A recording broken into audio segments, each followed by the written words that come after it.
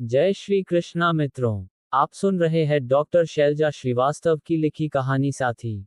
तो मित्रों, चैनल को लाइक कीजिए और सब्सक्राइब भी। अब आगे। थैंक्स मेघू, मुझे समझने के लिए और मेरी जिंदगी में आने के लिए, आदर्श बोला और मेघा की आंखों में झांकते हुए उसके होठों को अपने लबों के अंदर समेट लिया। मेघा की आंखें खुद ब खुद बंद हो गई और आदर्श उसे पूरी शिद्दत से चूमने लगा। Your order sir. तभी वेटर ने दरवाजा खोला।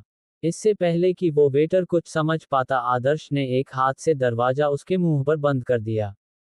जैसे ही आदर्श में मेघा को अपनी पकड़ से आजाद किया, मेघा ने उसे घूर कर देखा।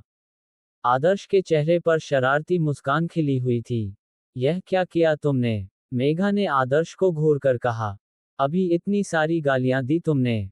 तुम्हारे मुंह का टेस्ट बिगड़ गया था और मुझे भी कुछ ठीक नहीं लग रहा था, तो बस वही सही किया, अब सब स्वीट फील हो रहा है, आदर्श ने कहा तो मेघा के गाल एकदम सुर्ख हो गए और कानों के पास गर्माहट आ गए। वह एकदम से आदर्श के सीने से लग गई। आदर्श ने भी उस पर अपनी पकड़ कस दी। हमेशा मेरे साथ रहना मेघू, और विश्वास रखना, मेरी जिंदगी में तुम्हारी जगह कोई कभी नहीं आएगा। हाँ, मैं मानता हूँ कि मैंने उस लड़की को भी चाहा था, पर तुम्हारे लिए जैसा महसूस करता हूँ वैसा किसी के लिए नहीं महसूस किया है। उसके साथ रिश्ता इमेच्योर था और तुम्हारे साथ एक परिपक्व रिश्ता है। तुम समझदार हो और मुझे समझती हो, साथ ही मैं भी तुम्हें बहुत अच्छे से जानता और समझता हूँ, आदर्श ने कहा। मैं तुम्हारी हर बात का विश्वास करती हूँ और तुम इस बात को लेकर बिल्कुल भी परेशान मत हो कि मैं कभी भी तुम्हें अतीत को लेकर कुछ भी कहूंगी।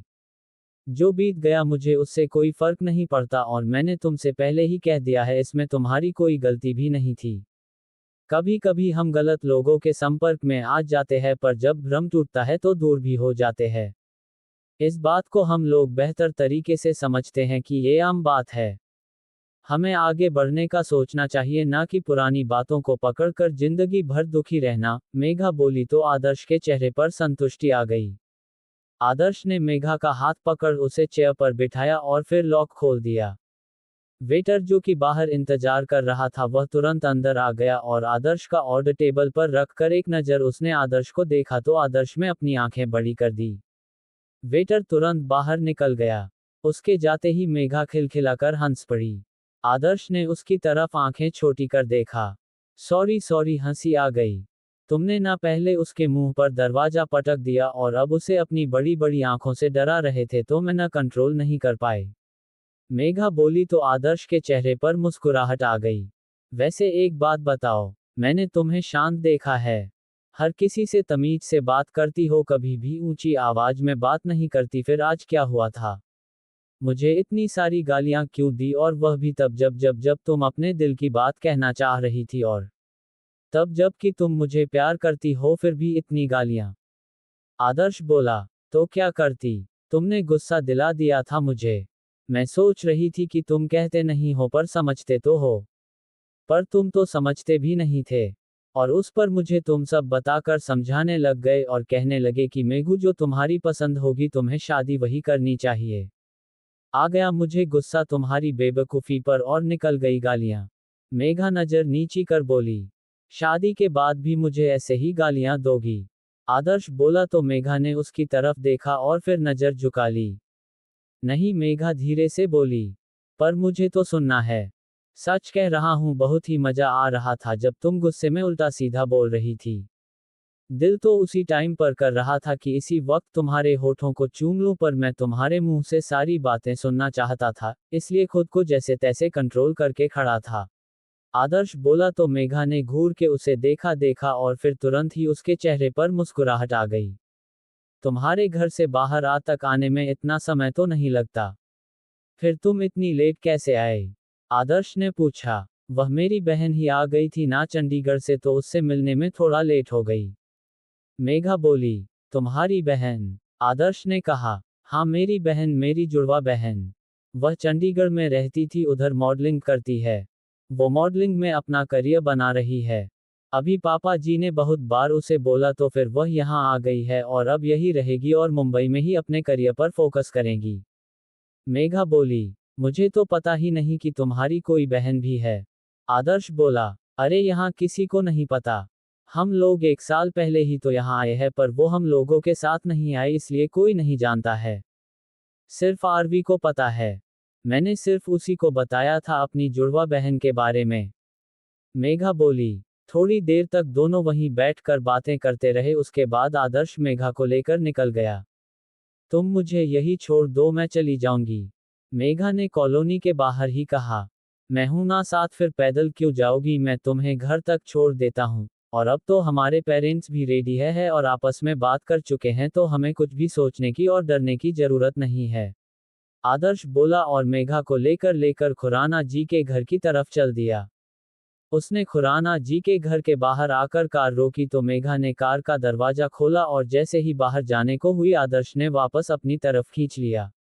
आदर्श, मेघा बोली। आदर्श धीरे से उसके गाल को किस करके उसका हाथ छोड़ दिया। मेघा मुस्कुराकर घर के अंदर चली गई।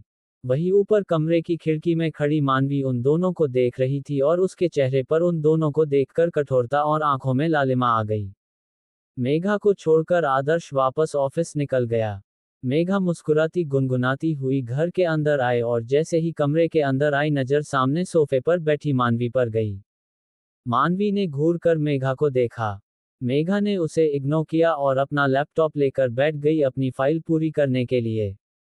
वैसे झूठ अच्छा बोलना सीख गई हो, मानवी बोली तो मेघा ने उसकी तरफ देखा।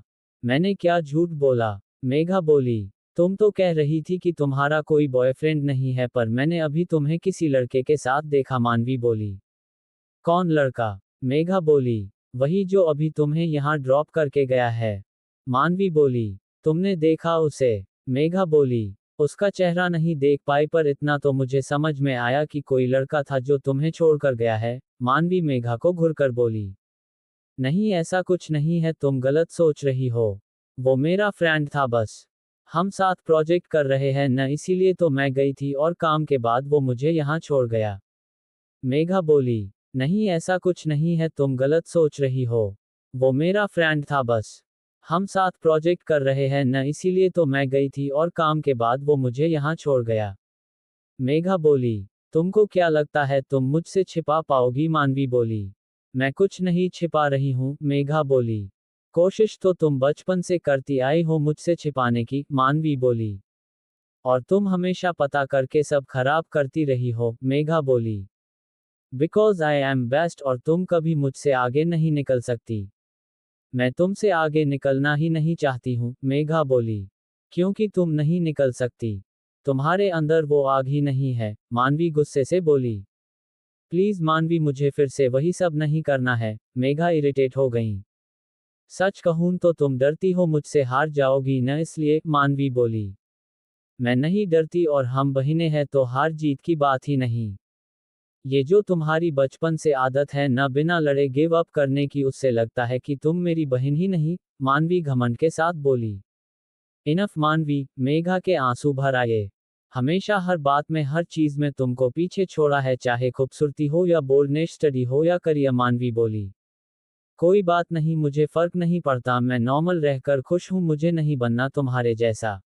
तुम बन भी नहीं सकती, मानवी पैर पटकती हुई बोली। मानवी प्लीज, मुझे प्रोजेक्ट करना है, कल मेरा एग्जाम है, अभी मैं कोई और बात नहीं कर सकती हूँ, मेघा बोली तो मानवी ने उसे घूरकर देखा और बाहर निकल गई। सॉरी मानवी, तुम्हें अभी अपने और आदर्श के बारे में नहीं बता सकती। बचपन से देखा है तुम्हें और जानती हूँ तुम्हें।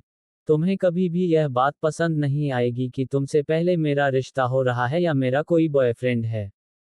तुम्हारी बचपन की आदत है, हर कुछ पहले तुम्हें चाहिए होता है, चाहे वह कपड़े हो, साइकिल हो या फिर खिलौने। तुम हर समय ये दिखाती हो कि तुम बेस्ट हो और मैं कुछ भी नहीं। तुम खूबसूरत हो, बोल्ड हो, जानती हूँ मैं, और सबसे बड़ी बात, तुम मेरी बहन हो और मैं तुमको बहुत प्यार करती हूँ, इसलिए हर गलती को इग्नोर कर देती हूँ। सोचा था 1 साल तक दूर रहे तो शायद अब तुम बदल गई होगी, पर नहीं, तुम आज भी वैसी की वैसी हो, मेघा खुद से बोली। बचपन से जो तुमने चाहा मुझसे ले लिया, कभी मांग कर तो कभी छीन कर, पर अब नहीं। कपड़ों और खिलौनों में और एक इंसान में फर्क है। आदर्श को मैं बहुत बहुत प्यार करती हूँ, इसलिए उसके बारे में तुम्हें अभी नहीं बता सकती। जब तक कि पापा जी और दीवान अंकल रिश्ता तय नहीं कर देते, मैं भी तुमसे कुछ नहीं कहूंगी। मुझे बस आज शाम पापा को सारा सच बता देना है, जिससे कि पापा हम दोनों के रिश्ते की बात कर सके। तुम्हारे यहाँ आने की जितनी मुझे खुशी हुई है उतना ही मुझे एक डर भी लग गया है।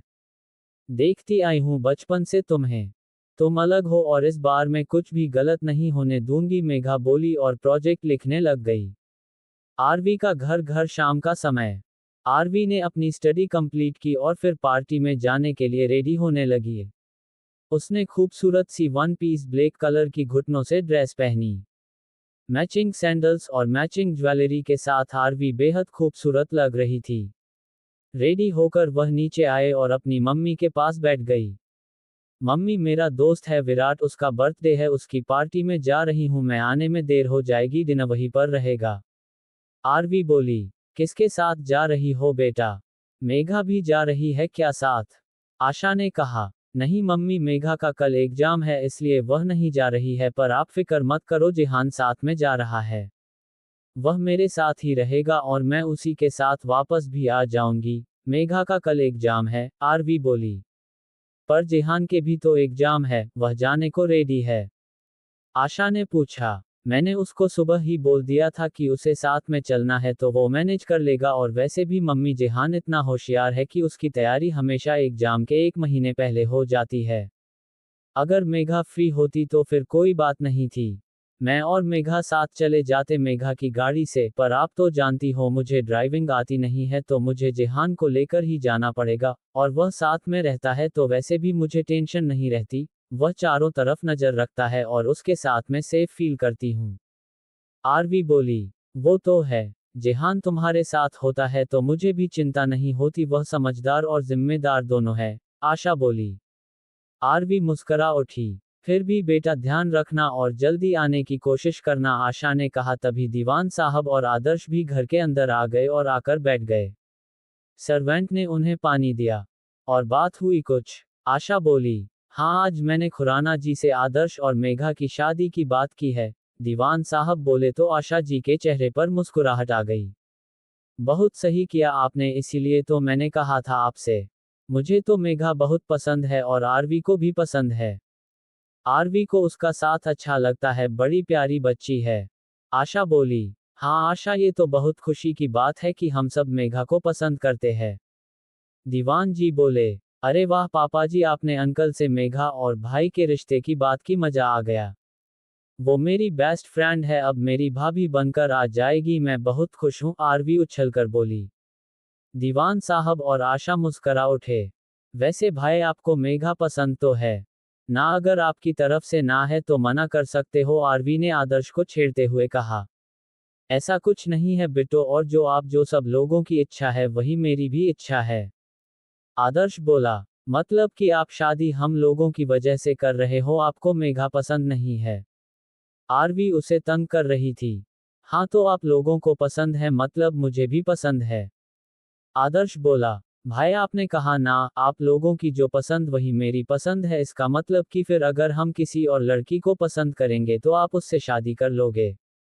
आरवी बोली तो आदर्श ने उसे घूर कर देखा। मम्मी, जो दूसरी लड़की की तस्वीर कल आई थी वो कितनी प्यारी है, कितनी खूबसूरत है, उसकी फोटो दिखाओ ना भाई को, अगर भाई किसी भी लड़की से शादी करने को तैयार है तो फिर वो लड़की मेघा से ज्यादा बेहतर है, वह मेघा से ज्यादा खूबसूरत भी है और स्मार्ट भी है, आरवी बोली। तो फिर क्यों ना उसी से बात चलाई जाए, आरवी ने कहा। कुछ भी मत बोल बिट्टो, मुझे मेघा ही पसंद है और मुझे मेघा से ही शादी करनी है, आदर्श जोश में बोल गया तो सब लोग एकदम से खिलखिलाकर हंस पड़े। हमारी तरफ से तो सब कुछ है तय है, बस अब खुराना साहब मेघा का मन जान ले तो रिश्ता आगे बढ़े, दीवान साहब बोले। क्या मतलब? आशा ने कहा। खुराना को ऐसा लगता है कि शायद मेघा की जिंदगी में कोई है, और अगर ऐसा है तो फिर ये रिश्ता नहीं हो पाएगा। फिर मैं भी नहीं चाहूंगा कि मेघा और आदर्श की शादी हो, दीवान साहब बोले। पापा जी आप निश्चिंत रहिए, मैं और मेघा दोस्त है और मैं अच्छे से जानती हूँ कि उसकी जिंदगी में ऐसा कोई नहीं है, आरवी बोली और उसने आदर्श की तरफ देखकर आई विंक कर दी। ये बिट्टू तो गजब की शैतान हो गई है, मतलब इसे पहले से ही सब कुछ पता था, मेघा और इसने दोनों ने मिलकर मुझे अच्छा बनाया, आदर्श मन ही मन बोला और फिर मुस्कुरा उठा। और तुम ये तैयार होकर कहाँ जा रही हो? आदर्श ने पूछा। भाई वह मेरा दोस्त है विराट, आज उसका बर्थडे है, उसी की पार्टी में जा रही हूँ। आरवी बोली। अकेले? दीवान साहब बोले। अकेले नहीं, जेहान जा रहा है साथ में। वैसे भी मैं गाड़ी से जब जाती हूँ तो वहीं रहता है मेरा ड्राइवर, आरवी बोली। और मेघा नहीं जा रही आज साथ? आदर्श बोला। मेघा नहीं जा रही है, इसलिए तो मैंने जेहान से कहा है साथ चलने को, आरवी बोली। ठीक है बेटा, ध्यान से जाना, और हाँ उसको वहाँ ड्राइवर मत बोलना, अच्छा नहीं लगता है। सोचो तुम, उसका एग्जाम है, फिर भी तुम्हारे लिए टाइम निकाल कर जा रहा है, तो थोड़ा तुम भी ध्यान रखना कि पार्टी से जल्दी आ जाओ जिससे उसे पढ़ने का समय मिल सके। दीवान साहब बोले। पापा जी आप बिल्कुल टेंशन मत लीजिए, जल्दी आ जाऊंगी मैं, आरवी बोली। जेहान का घर। बेटा शाम को क्या खाना खाओगे?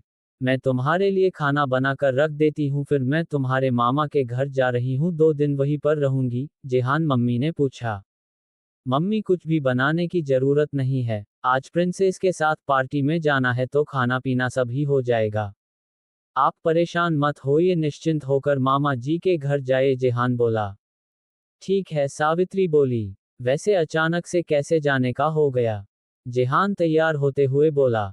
वह तुम्हारी मामी की तबीयत ठीक नहीं है तो भैया का फोन आया था, बोले अगर हो सके तो 1-2 दिन के लिए आ जाओ। अब बेटा हमारा उनके अलावा कोई और नहीं है, तो हम लोग ही एक दूसरे के सहारे हैं। अब ऐसे कठिन समय में मुझे लगा कि वहां जाना ठीक रहेगा, सावित्री बोली। मम्मी बिल्कुल जाइए, और आप यहाँ की चिंता बिल्कुल मत कीजिए। जितने दिन मामी को जरूरत हो आप उनके साथ रह लीजिए, अपना खाने पीने का मैं देख लूंगा। और वैसे भी जब आप नहीं होती है तो खाना साहब के घर से आ ही जाता है। जेहान बोला। ठीक है फिर मैं निकलती हूँ, सावित्री बोली और निकल गई। जेहान ने किताब उठाकर रख दी और फिर वही ड्रेस निकाली जो उस दिन आरवी ने मॉल से खरीदी थी और आरवी ने उसे पहनने का बोला था। जेहान ने ड्रेस पहनी और उसके ऊपर एक ऊपर लेदर की जैकेट पहन ली। ये जैकेट भी आरवी ही उसके लिए खरीद कर लाई थी। जेहान ने खुद को आईने में देखा। इस समय वह बेहद हैंडसम लग रहा था। जेहान के चेहरे पर हल्की सी मुस्कुराहट आई और वह बाहर निकल गया। उसने गाड़ी पार्किंग से निकाली और आरवी के आने का इंतजार करने लगा। थोड़ी देर में आरवी सामने से आती दिखी। ब्लैक कलर के शॉर्ट वन पीस ड्रेस में आरवी बहुत ही आकर्षक और हॉट लग रही थी। एक पल को जेहान की उस पर ठहर गई, पर अगले ही पल वह संभल गया और उसने से गाड़ी से बाहर निकल उसके लिए पीछे का दरवाजा खोल दिया। आज ना तो तुम ड्राइवर हो और ना मैं, प्रिंसेस, हम दोनों दोस्त बनकर एक दोस्त की पार्टी में जा रहे हैं, इसलिए मैं आगे बैठूंगी, आरवी ने दरवाजा बंद किया और जेहान के बगल वाली सीट पर आकर बैठ गई।